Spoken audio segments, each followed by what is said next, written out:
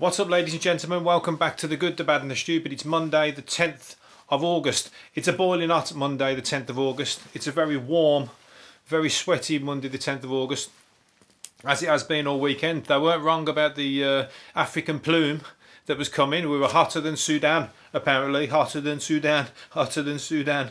I've never been to Sudan, but it sounds really hot over there. So, and I tell you what, I had a hangover twice this weekend, and both times I would have sweated with the hangover. I would have had the cold sweats with the hangover anyway.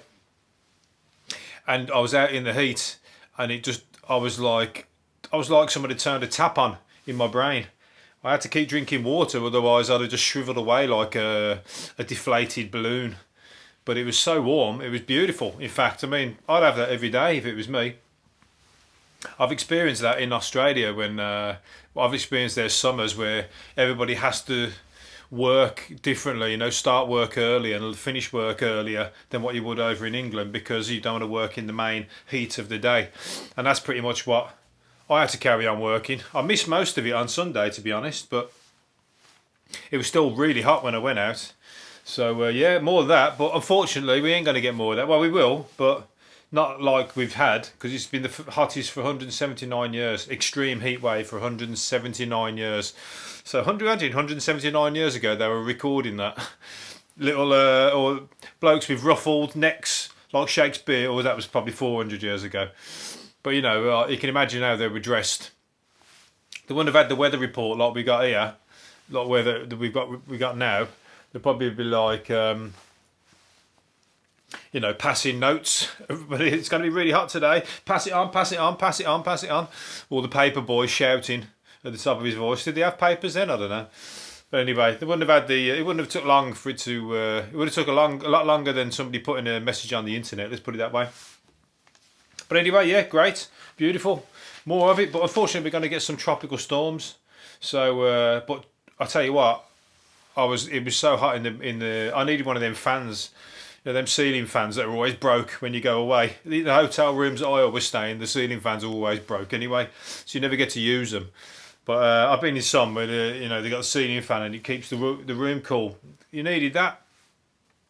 Either that, or I need like a Cleopatra, one of those maidens in like the Cleopatra days, Egyptian, with a big palm. What's it called? Big leaf. What's it called? What they're doing with the leaf, fanning me with the leaf. That's it, fanning me.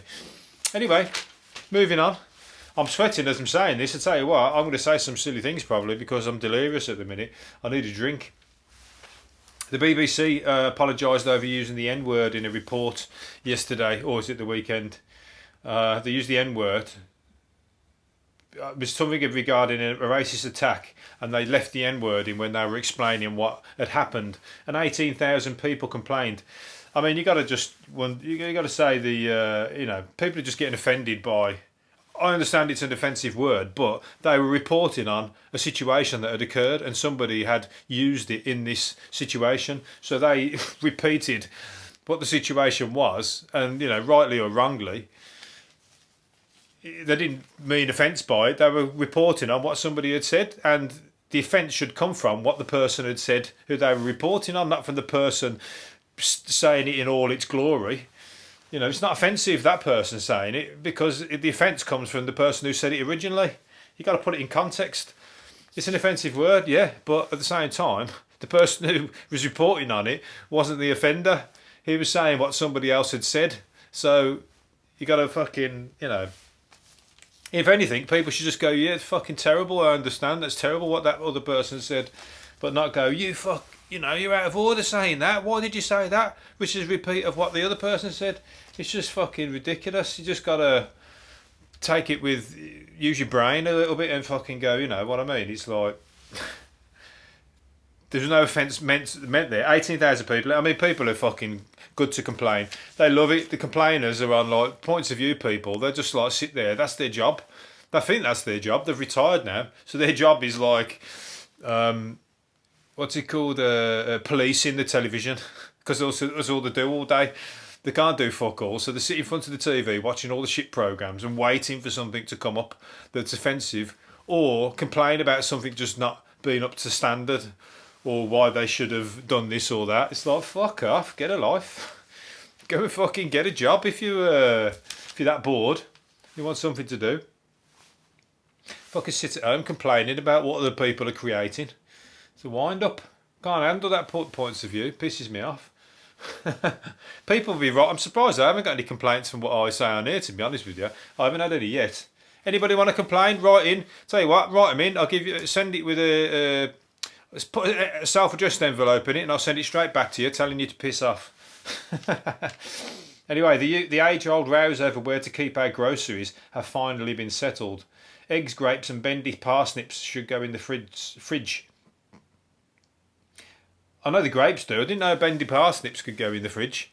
That's a new one on me. I don't really have parsnips too often. Onions, bread, and potatoes belong in the cupboard. You're joking? Every time I put potatoes in the cupboard, they grow legs. You open the door in a dark space. Every time I put potatoes inside somewhere dark, the eyes all come out, or they just fucking grow them like legs and almost look like they're going to walk off. So I didn't think you could keep them in the cupboard, so I always leave them on the side. There you go. Onions, bread and potatoes. I did see something where somebody was putting onions in their socks of a night when they went to bed. Red onion slices in their socks. That's got to be a passion killer. But apparently it does something for your circulation. It's something good.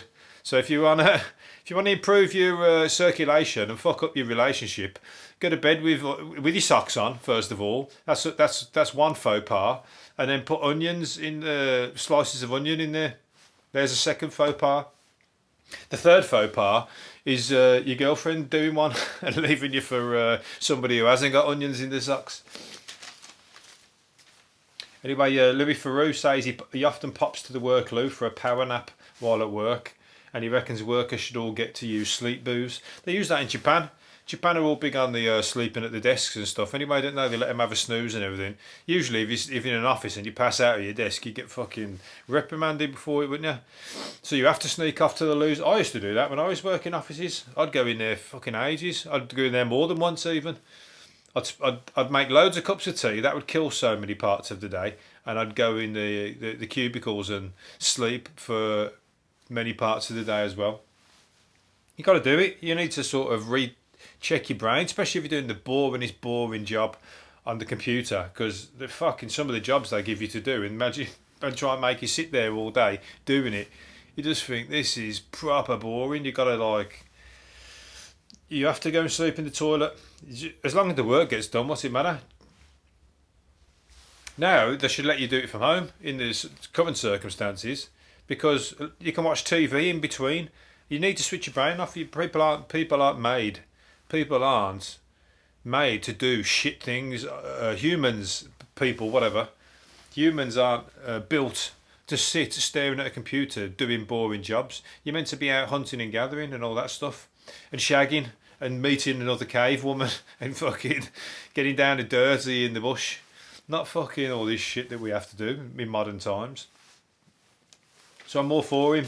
Get to the work loo if you're feeling tired. It's not frowned upon where I come from. The guy who's climbed the Matterhorn, he's got no legs and he's climbed the Matterhorn. So that guy, that's never a boring day, never a fucking dull day in his life. If he's tried to climb it 3 times as well, so that's got to be better. I bet he hasn't gone to look for a toilet to sit in and recheck his brain when he's out on the mountains trying to clamber up the Matterhorn. He's got no legs either. I mean, that's just for a person with legs. He's got no legs. I was that hungover the other day. I've got legs and I could hardly get up the stairs. So that's he's done a good feat there. Literally, bum.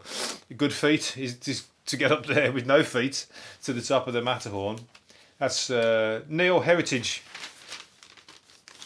Legless Matterhorn champion, because he's the first one to do it. I'm a Celebrity's new home is going to be in a haunted house. No, it's going to be in what's it called? Castle Walls in Northampton, Jurek Castle, and it's haunted by a horse. Haunted by a horse. I thought it was going to be a headless horseman or something. Then it's haunted by a horse anyway.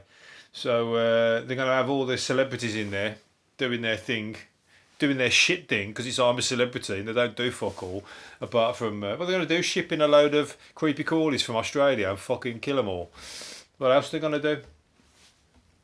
Maybe it's the end of that because they haven't got any whales.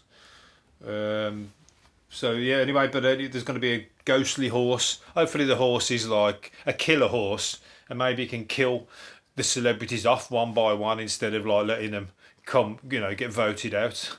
Just let the horse kill them so they never ever have to come back into our lives ever again. These Z-list shit celebrities who are on the paycheck trying to get the money for the fucking, Well, some of them have to do it because they're skint, so they've got no choice. But the ones who are already rich and they go on that programme, you just think, go fuck yourself. You got money and you go and make a prat out of yourself on there. I know there's like, you don't need it. If I had money, I wouldn't go on. I wouldn't go near it because you can make the same money in an investment situation where you don't need to make a prat out of yourself. Anyway. But if I do need money and somebody asks me to go on, I've got no choice. But I would win. If I did go on, I would win. So it's all right. So I would have to be the king of the jungle. I'd rather not because I'm too fucking. That ain't my bag. Let's put it that way. NASA has gone woke by ditching insensitive names such as Eskimos for stars, planets, and galaxies. American boffins are renaming a string of cosmic phenomena, including the Eskimo Nebula, which would be called NGC 2392. A Siamese twin galaxies will be also named NGC 4567 and NGC 4568. Oh, and NGC 4568 to stop the harmful moniker causing offence. Oh, fuck off! How is that even a fucking? Well, they're going to start not calling something a black hole now as well. Fucking hell. Or Uranus. Change the name of Uranus, yeah. It's taking the piss. It's like fucking, that's their names, that's it. They're not even offensive names, are they? Siamese twin. Siamese twins are, was it originally come from? Oh, I guess it does come from Siamese people. Is that the very first person to have it? But that's like when somebody's got a law, like when somebody's got like Daisy's law or something like that, the law that was created on the first person who did a situation that was that law, or an illness or something is named after a person who was the first person to have it. That's just the way it is. If it was the first person to have it was Siamese, then that's the name. It's just the way it is. Siamese is not an offensive name, is it? Siamese, is that offensive? I don't know, maybe I'm... if you're Siamese, let me know, is that offensive? Again, send it on an SAE, self-addressed envelope. I'll send it back with the big two fingers saying I don't care, because I wasn't meaning to offend anybody. Anyway, what's next? Eskimo Nebula. Is Eskimo really offensive? It's just targeting nomadic people, or the people from that region. I don't know whether Eskimos would be offended by it. They probably would. No, they wouldn't, would they? It's just a name for people of that situation where they live, who live up in the Antarctic and all that. I don't find it offensive, really, but I don't know. If they're asking for it to be changed, it's like Red Indians. Is Red Indian offensive? No, I doubt it very much. I tell you what, I'm probably talking out of my comfort zone here, because some people on here going, yeah, it's really offensive, that is. I don't think Red Indian's offensive in the slightest. Is Aborigine offensive? No. So, I can't forget what the real name is for Eskimo people now. Or people who live up there, what they're called. There's different, Inuit people. Yeah, but it's people who live up in the Antarctic, Eskimo. It's like calling Brits or like Germans Krauts or something, or Brits fucking whinging Poms or something like that. Everyone's got a nickname. It's just a nickname. It's just like, it's like there's going to be nothing left to. We're all going to be offended by everything soon. I'm going to be offended by somebody calling me the greatest podcaster in the land, even though I know it is. I don't want to be called it. Why do I want to be called that? I like to play it low key and have no listeners, because I can say what I want without the complaints. Sean Connery's been voted the best ever James Bond.